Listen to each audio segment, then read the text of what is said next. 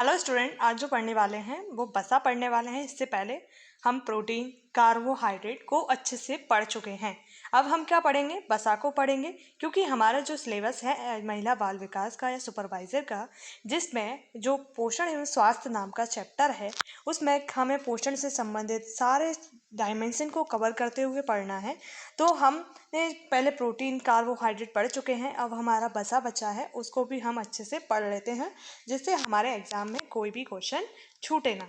ठीक है। जो बसा के अणु जो होते हैं वो किसके होते हैं? ग्लिसरॉल तथा बसा अम्ल के संयोग से बने होते हैं। यानी जो बसा के अणु होते हैं वो किससे बने होते हैं? आपके ग्लिसरॉल और जो बसा के अम्ल हैं उसके संयोग से बने होते हैं। और इनमें जो कार्बोहाइड्रेट की तरह ही बसा में क्या होता है? कार्बन का सिंबल सी बनता है, हाइड्रोजन और ऑक्सीजन होता है। और कार्बोहाइड्रेट और जो बसा का जो आपके जो सिम्टम है वो सेम है, सिर्फ आपका प्रोटीन में आपका नाइट्रोजन जुड़ जाता है, बाकी सभी सेम है। ठीक है। जिनके जो यौगिक हैं वो किसका मिश्रण है? अच्छे से याद कीजिए, कार्बन, हाइड्रोजन और ऑक्सीजन, यानी 3 तत्वों से ये मिलके बना होता है बसा। ठीक है। जो बसा के सोर्स होते हैं वो 2 वर्गों में बांटा गया है। बसा के सोर्सों को कितने वर्गों में बांटा गया है दोस्तों? अच्छे से याद कीजिए, 2 वर्गों में बांटा गया है। 2 वर्गों में कौन सा? जंतु बसा और वनस्पति बसा। तो जंतु बसा क्या होता है? जो हमें जानवरों से प्राप्त होता है, जैसे कि दूध है, पनीर है, मक्खन है, अंडा है, मांस है और मछली है। ये हमें किससे प्राप्त होता है? जंतु, यानी जो जानवर हैं, एनिमल्स हैं, उनसे हमें प्राप्त हो रहा है। वनस्पति वसा क्या होता है? जिससे हमें, जैसे हम तेल इस्तेमाल करते हैं घर में, मूंगफली का तेल हो गया, सरसों का तेल हो गया, रिफाइंड ऑयल हो गया, ये सभी हमारे क्या है? वनस्पति वसा हैं। और वसा जो होते हैं वो क्या होते हैं? सामान्यतः 20 डिग्री टेम्परेचर पर क्या होते हैं? ठोस अवस्था में पाए जाते हैं। ठीक है। और जो बसा की जो मात्रा है, जो प्रस्तावित है कि किस वर्ग के व्यक्ति को कितना बसे की आवश्यकता है, चाहे महिला हो पुरुष हो, कितना आवश्यकता की बसा होगी। अगर पुरुष और महिला दोनों हैं तो उनके लिए जो फैट की जो क्वांटिटी होगी वो 20 ग्राम की है, यानी 20 ग्राम इनको बसा की आवश्यकता है। ठीक है। अगर गर्भावस्था वाली महिला है तो उसको 30 ग्राम, क्योंकि उसको एक्स्ट्रा प्रोटीन जो बसा है उसकी ज़रूरत क्यों है?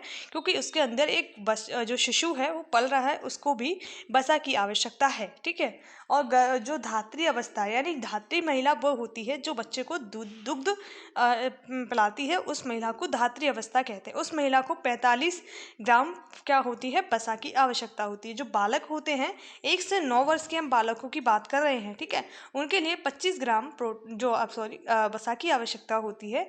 अगर लड़के या लड़कियां जो 10 से 18 वर्ष की हैं, उनके लिए 22 ग्राम आपके बसा की आवश्यकता होती है। यानी सबसे ज़्यादा अगर बसा कोई कंज्यूम कर रहा है तो वो कौन होती हैं? धात्री अवस्था वाली महिलाएं होती हैं। ऐसे क्वेश्चन पूछा जाता है, सबसे ज़्यादा बसा इनमें से कौन सेवन करता है? तो आपको ऑप्शन में सभी दिया होगा, बालक, बच्चे, धात्री महिला, गर्भावस्था वाली महिला। तो आपको क्या लगाना है? धात्री अवस्था 45 ग्राम बसा का सेवन करती हैं।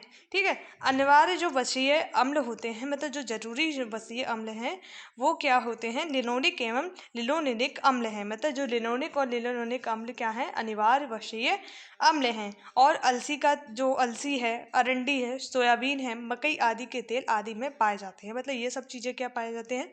जो लिनोलिक और लिनोनिलिक नाम का जो अम्ल है वो अरंडी के तेल में, अरंडी के जो एक पौधा होता है उसमें पाया जाता है, सोयाबीन में, मकई में आदि में ये क्या होते हैं? पाए जाते हैं। ठीक।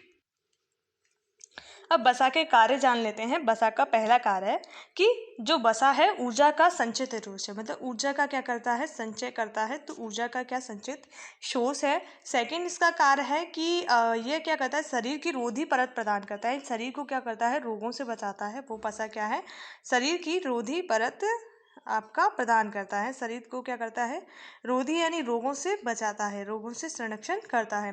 तीसरा है, बसा क्या होता है? जो घात रोधी आवरण होते हैं के रूप में उनके अंगों को सुरक्षा प्रदान करता है, जैसे नेत्र, गोलक, वृक्क तथा अंडाशय। इनको क्या करता है? जो एक संरक्षक बॉल की तरह कार्य करता है। जो हमारे भोज्य पदार्थ हैं उनमें वसा 90% तक जो सरल वसा होते हैं।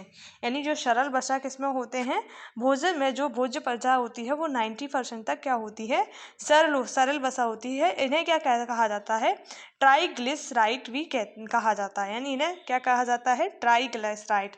यानी ट्राइग्लिसराइड आपको याद रखना है, जो भोज्य वसा होती है उन्हें क्या कहा जाता है, ट्राइग्लिसराइड्स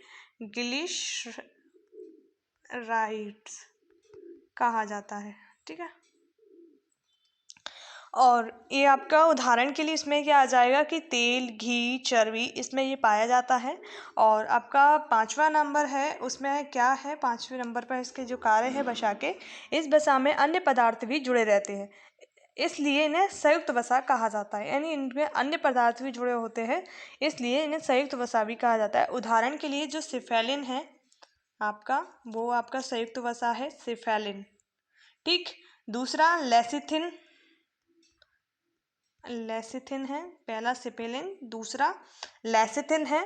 और जो इसमें जो फास्फोलिपिड्स यकृत की कोशिकाओं में जो होती हैं, उनमें पेशियों जो तंत्रिका ऊतक में पाए जाते हैं। मतलब जो आपका लेसिथिन होता है और सिफेलिन नाम का जो पदार्थ होता है, आपका वसा होती है, वो आपकी किस में पाई जाती है, हमारा जो लीवर होता है उसकी कोशिकाओं के जो पेशीय तंत्रिका ऊतक होते हैं उसमें पाया जाता है।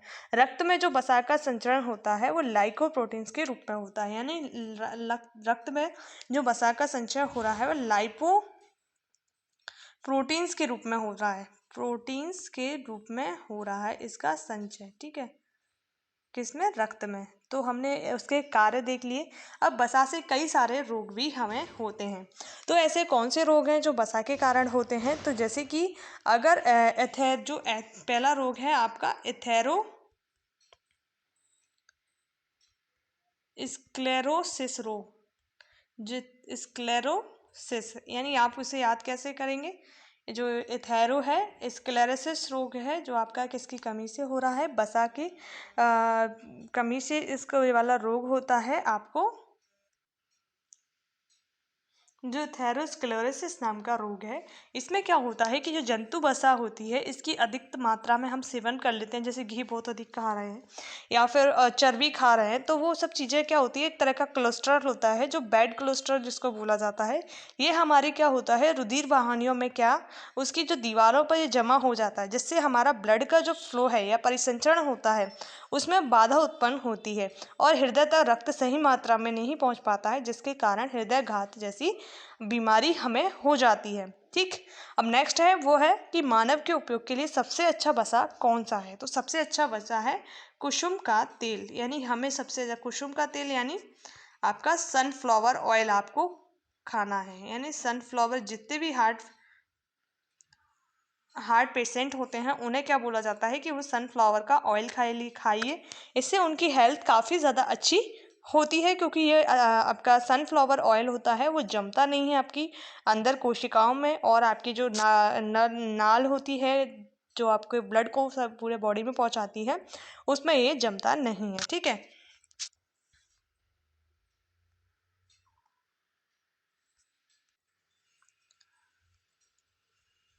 मकई का तेल भी आपका एक अच्छा सोर्स है बॉडी के लिए। और सोयाबीन का तेल भी, क्योंकि इसमें ज़्यादा चिपचिपा नहीं होता है, हल्का होता है सोयाबीन का तेल। हम जानते हैं ना, सोयाबीन में 42% प्रोटीन होता है सबसे ज़्यादा, अगर कोई खाद्य पदार्थ है तो उसमें, तो सोयाबीन में ही सबसे ज़्यादा प्रोटीन है। ठीक, तो इसका ऑयल भी काफ़ी ज़्यादा अच्छा होता है कुछ लोगों के लिए। और सोयाबीन जो हो गया, मकई हो गया, सूरजमुखी हो गया, ये तेल काफ़ी ज़्यादा अच्छे होते हैं, स्वास्थ्य के लिए आवश्यक भी होते हैं। और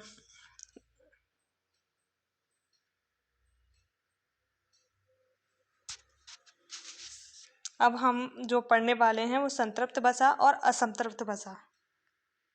ठीक है, यानी वसा जो होती हैं दो प्रकार की होती हैं बेसिकली, संतृप्त वसा मतलब सैचुरेट फैट, और असंतृप्त वसा यानी अनसैचुरेट फैट।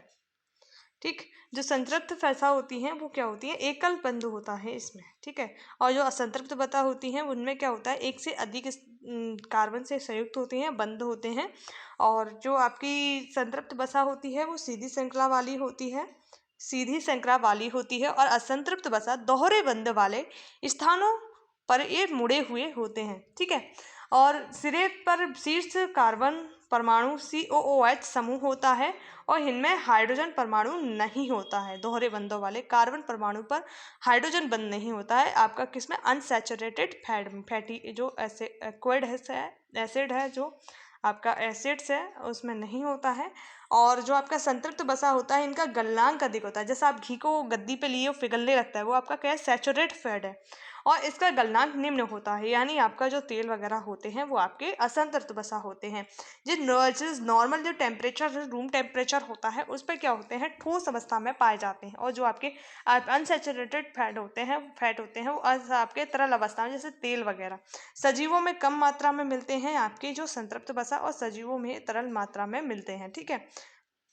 अधिकांश जंतु वसाओं में मिलते हैं, यानी आप जो सैचुरेटेड जो फैट है, सैचुरेटेड फैट या संतृप्त वसा, वो अधिकांश जंतु वसाओं में मिलता है। और जो असंतृप्त वसा होता है वो क्या होते हैं, पादप वसाओं में मिलते हैं, ठीक। तो हमने क्या पढ़ा कि संतृप्त वसा क्या होते हैं, असंतृप्त वसा होते हैं वो क्या होते हैं। एक क्वेश्चन और जान लीजिए कि आपकी बॉडी के लिए इन दोनों में से कौन सा फैट ज़्यादा उपयोगी और ज़्यादा अच्छा है। तो इन दोनों में से आपकी बॉडी के लिए जो उपयोगी फैट है वो कौन सा है, आपका अनसैचुरेटेड फैट, क्योंकि ये क्या होता है, आपकी बॉडी में कोलेस्ट्रॉल नहीं जमने देता है और ये आपकी बॉडी को ईजिली आप इसे एब्जॉर्ब कर पाते हो क्योंकि ये ठोस अवस्था में नहीं रहता है, ठीक है।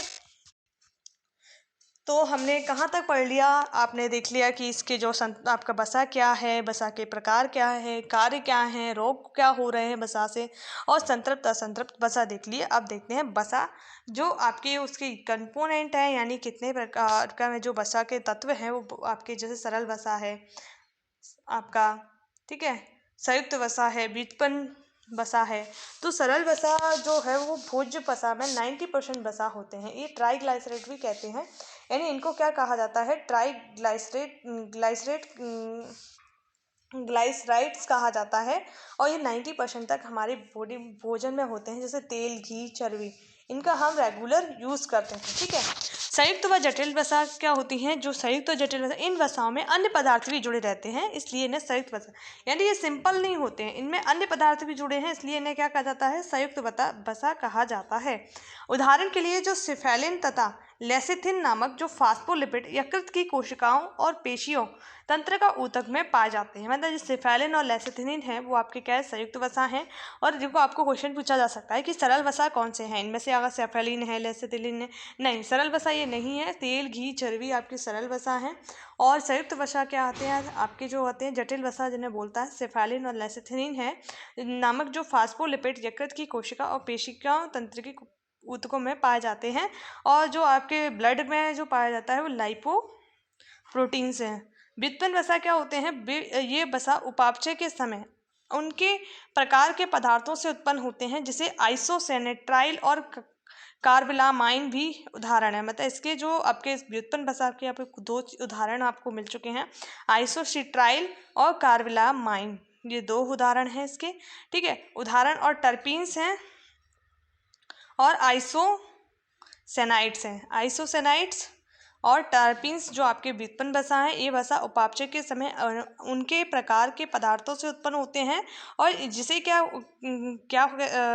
जिससे आइसोसेनेट्राइड या कार्बिलामाइन भी कहते हैं, ठीक है। क्या कहते हैं, जिसे आइसोसेट्राइड और कार्बिलामाइन भी कहा जाता है। और ये 2 प्रकार के 2 आपके जो व्युत्पन्न वसा हैं, टर्पीन्स और आइसोसेनाइड्स। तो हमने क्या पढ़ा, सरल वसा है, संयुक्त वसा है और व्युत्पन्न वसा, ये तीनों हमने पढ़ लिए हैं। थैंक यू, आप एंड तक आपने वीडियो देखा उसके लिए धन्यवाद। जय हिंद, जय भारत।